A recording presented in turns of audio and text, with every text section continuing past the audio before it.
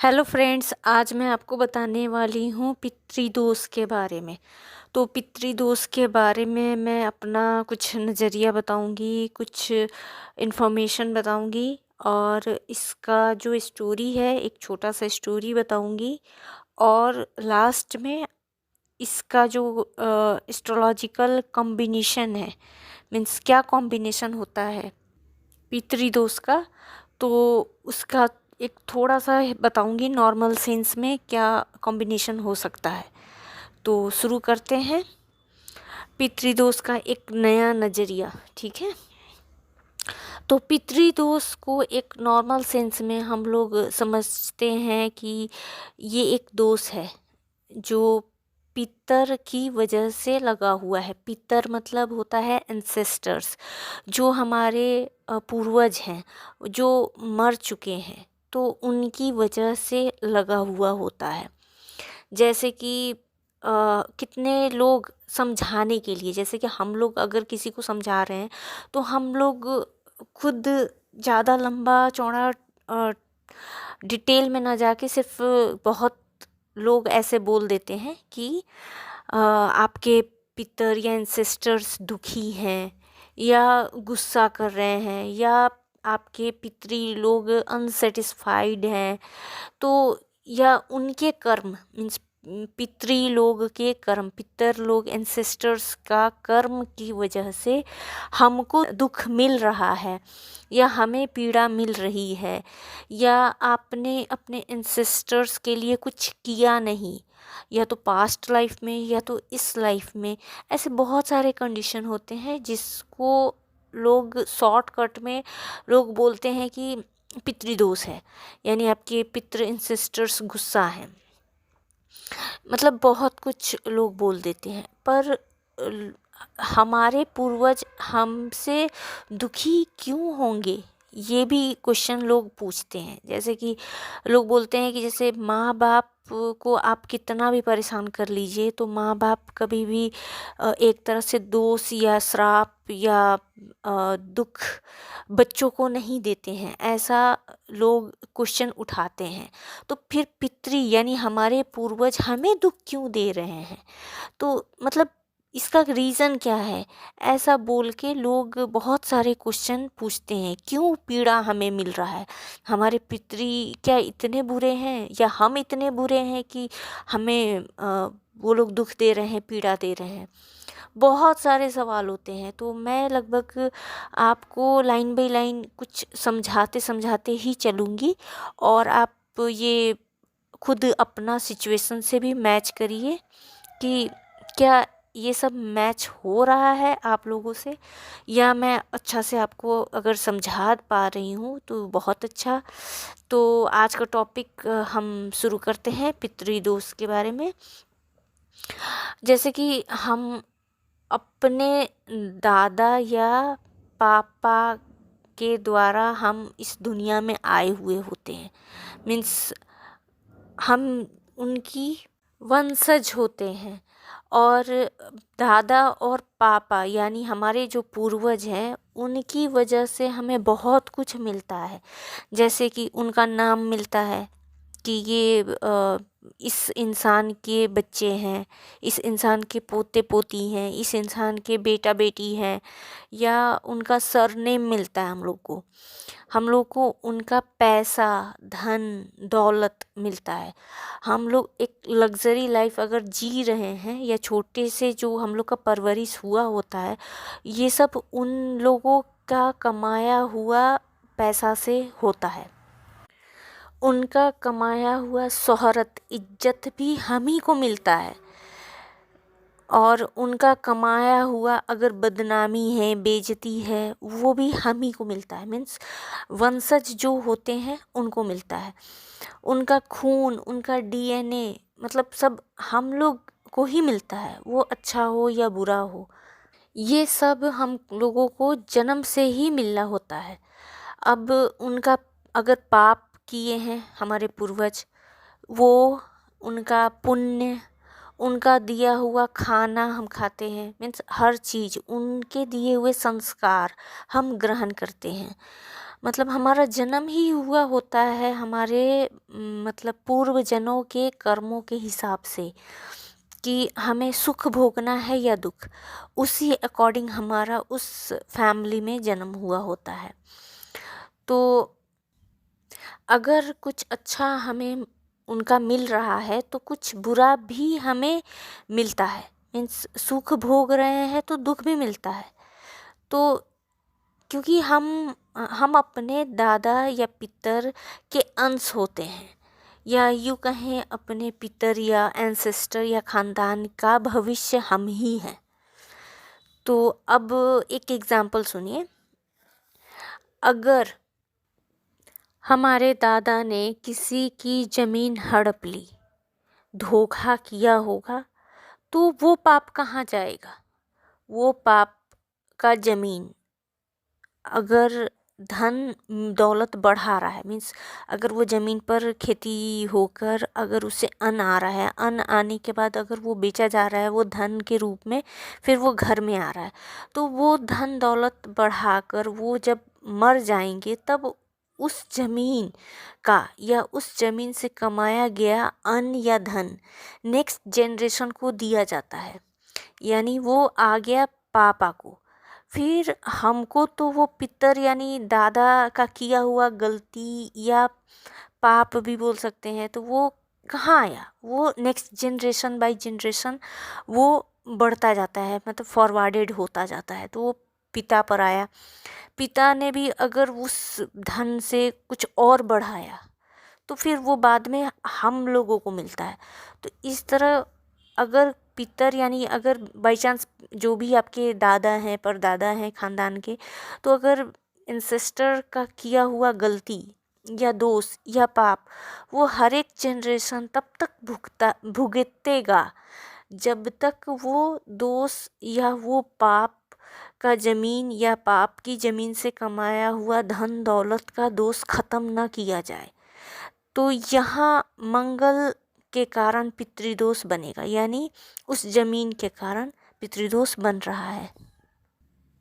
तो ऐसे ख़ानदान में ये भी देखा जाता है कि ज़मीन को लेके कोई प्रॉब्लम रहती है, रिलेटिव्स से प्रॉब्लम रहती है, या पड़ोसी से प्रॉब्लम रहती है, या ब्लड रिलेटेड प्रॉब्लम रहती है, करेज या फाइट की कोई प्रॉब्लम रहती है, मतलब कुछ ना कुछ होता ही रहता है उनके लाइफ में।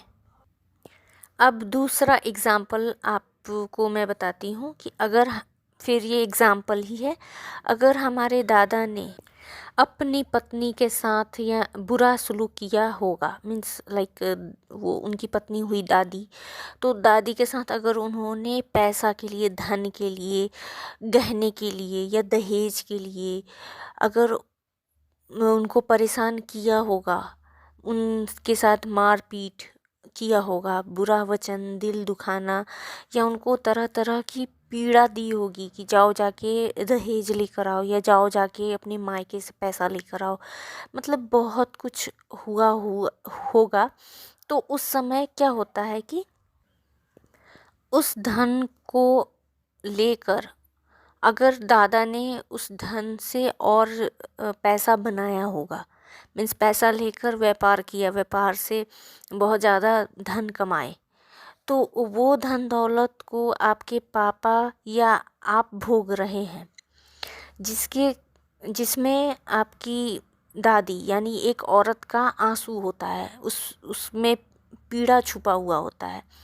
तो ये जो आपके पूर्वज ने जो कर्म किए हैं, जो पाप किए हैं, वो शुक्र से रिलेटेड हो गया, मीन्स एक औरत से रिलेटेड हो गया, तो ये पितृदोष आएगा शुक्र के कारण।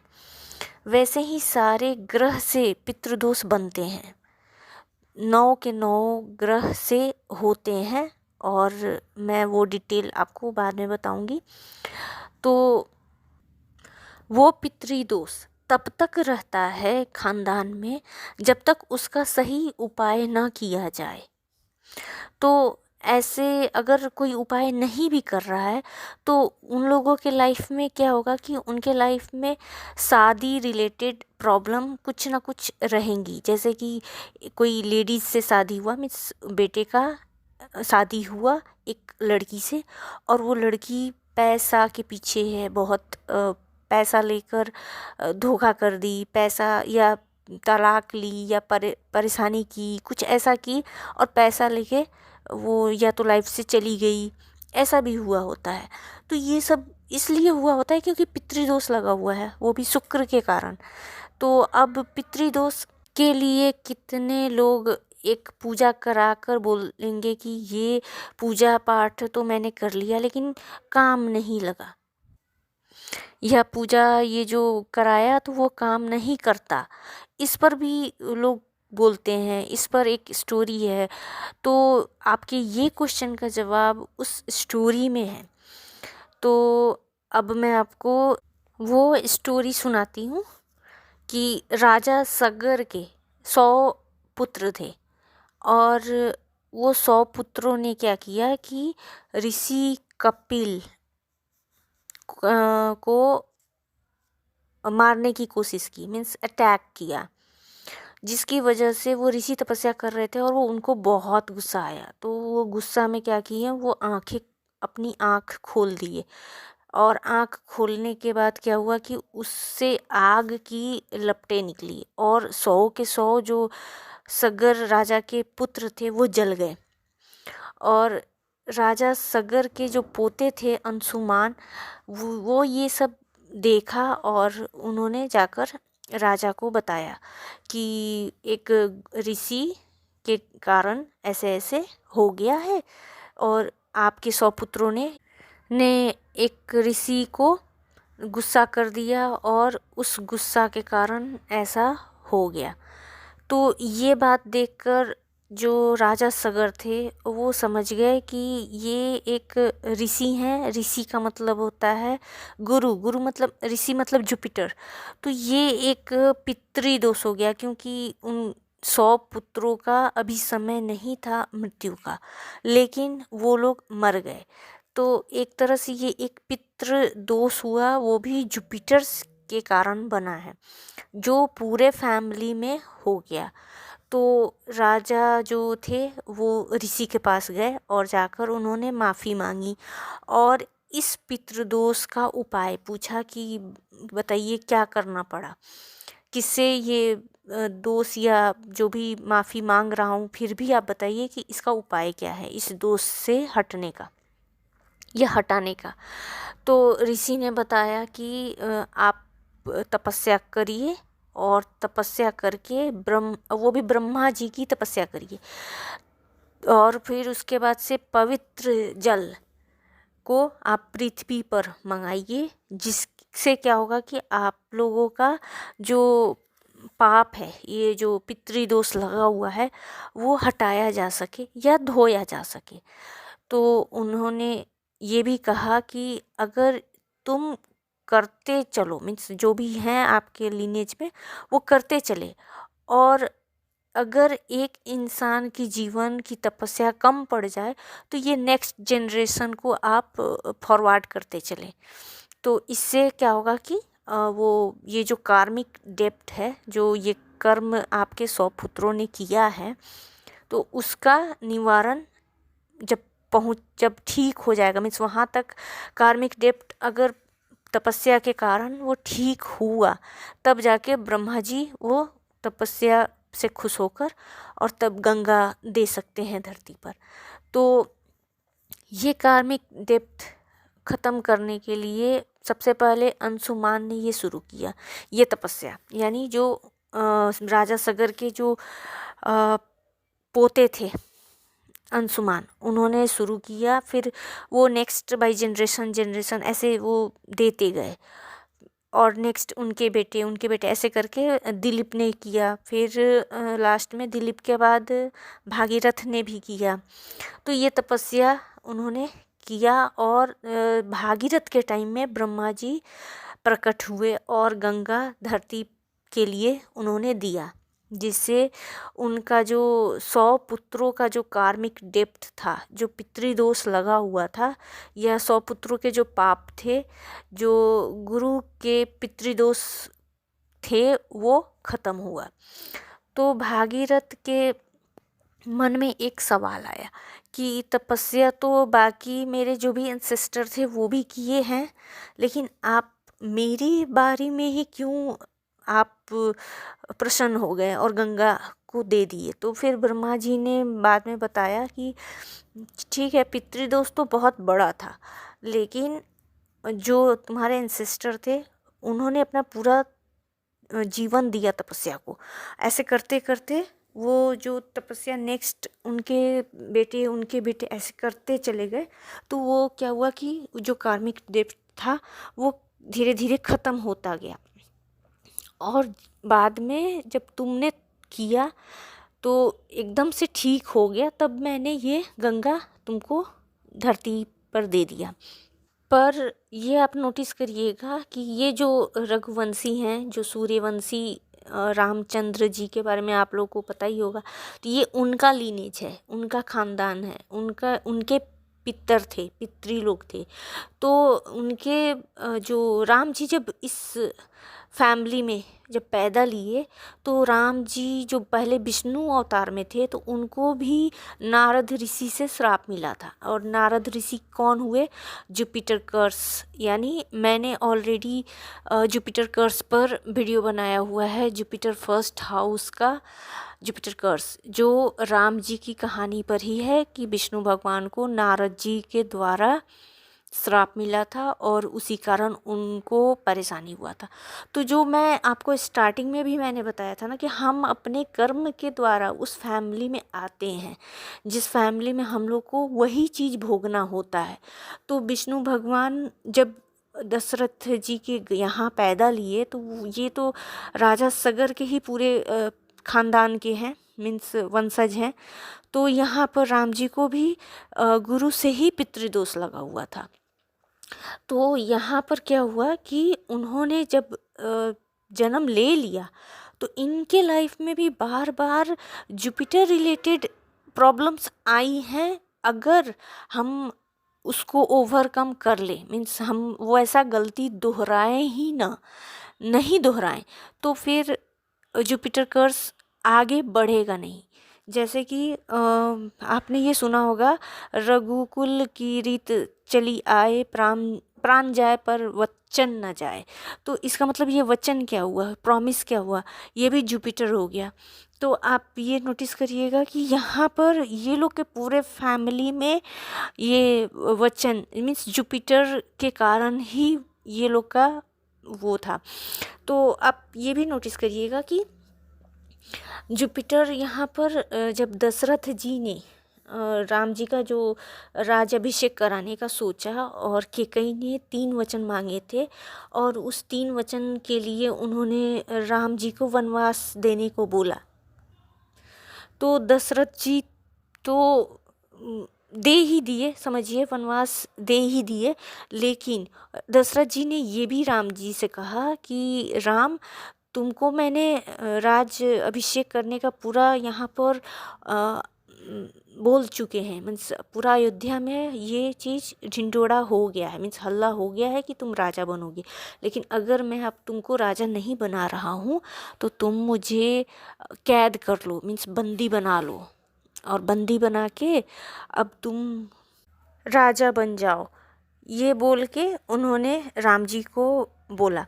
फिर राम जी ने कहा कि नहीं, अब जो आपने प्रॉमिस किया है, जो वचन दिया है, तो उसको निभाना ही पड़ेगा।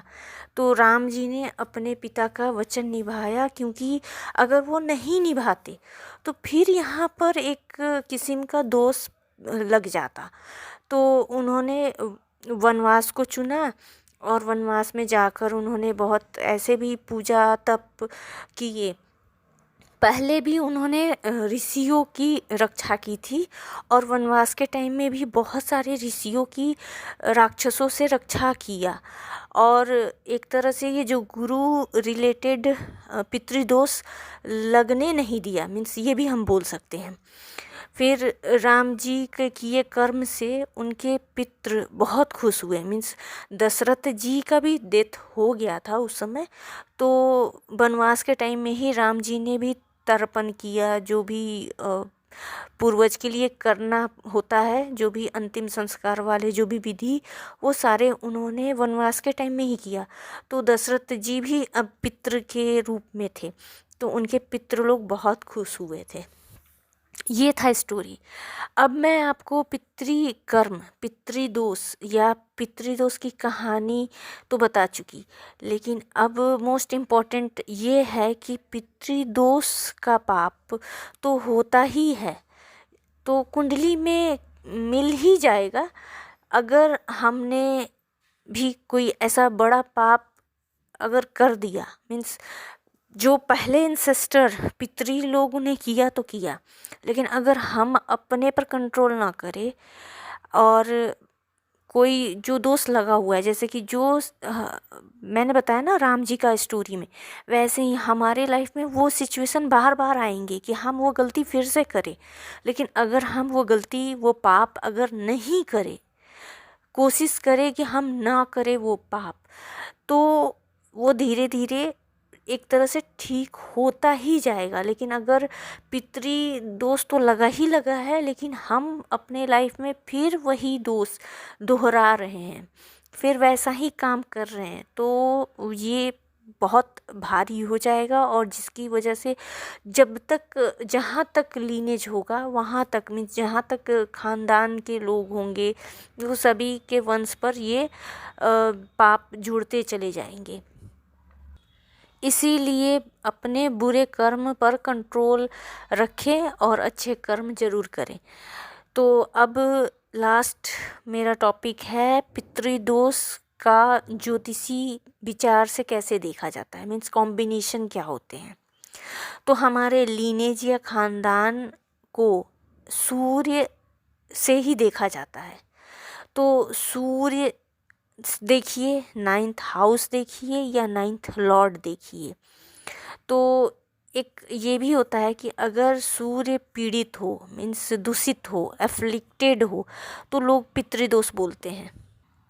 अगर 9th हाउस पीड़ित हो या दूषित हो तो भी पितृदोष बोला जाता है। और 9th लॉर्ड अगर पीड़ित हो या दूषित हो तब भी पितृदोष बोला जाता है। सबसे पहले मैं नॉर्मली बता दूं कि कुछ कॉम्बिनेशन जो सब लोगों को पता होता है कि पितृदोष के कॉम्बिनेशन क्या है, मैं पहले वो बता दूं, फिर मैं अपना विचार बताऊंगी कि क्या होता है पितृदोष का कॉम्बिनेशन। तो पहले नॉर्मली बताती हूँ। नॉर्मली आप कहीं भी अगर सर्च करें, खोजें, तो लोग यही बोलते हैं कि सूर्य प्लस राहु हो या सूर्य प्लस शनि हो, फर्स्ट हाउस में, सेकंड हाउस में, फोर्थ हाउस में, सेवेंथ हाउस में, 9th हाउस में, 10th हाउस में, तो ये पितृदोष है। और अगर जन्म कुंडली के अनुसार अगर सूर्य, चंद्रमा, मंगल या शुक्र, अगर ये 4 ग्रह अगर राहु, केतु और शनि या राहु, केतु या शनि से पीड़ित हो यानी अफ्लिक्टेड हो, तो ये पितृदोष बनता है। और कुंडली में अगर first house, second house, fourth house, seventh house, 8th house, 9th house, 10th house पीड़ित हो, अफ्लिक्टेड हो, तो भी पितृदोष बनता है। अब मेरे अकॉर्डिंग सूर्य पीड़ित हो या 9th हाउस पीड़ित हो या 9th लॉर्ड पीड़ित हो, तो मैं मानती हूँ कि पितृदोष होता है। सेकंड है कि अगर सूर्य, चंद्र, मंगल, शुक्र राहु से या केतु से या शनि से अगर पीड़ित हो, दूषित हो, तो पितृदोष है, ये भी मैं मानती हूँ। लेकिन अभी आप ये याद रखिएगा कि ये जो भी पितृदोष होते हैं वो सभी ग्रहों से बन सकते हैं, जो बहुत कम लोग जानते हैं। जैसे सूर्य से भी बन जाते हैं, चंद्रमा से भी बन जाते हैं, मंगल से भी बन जाते हैं, बुध से भी बन जाते हैं, गुरु से भी बन जाते हैं, शुक्र से भी बन जाते हैं और शनि से भी बन जाते हैं। अब यहाँ मैं आपको ये भी बता दूँ कि मैंने जो आपको ये पूरा वीडियो स्टार्ट करते ही मैंने एक ज़मीन का एग्ज़ाम्पल दिया, वो मंगल से पितृदोष मैंने बताया। सेकंड एग्ज़ाम्पल दिया वाइफ रिलेटेड, मीन्स शुक्र से पितृदोष।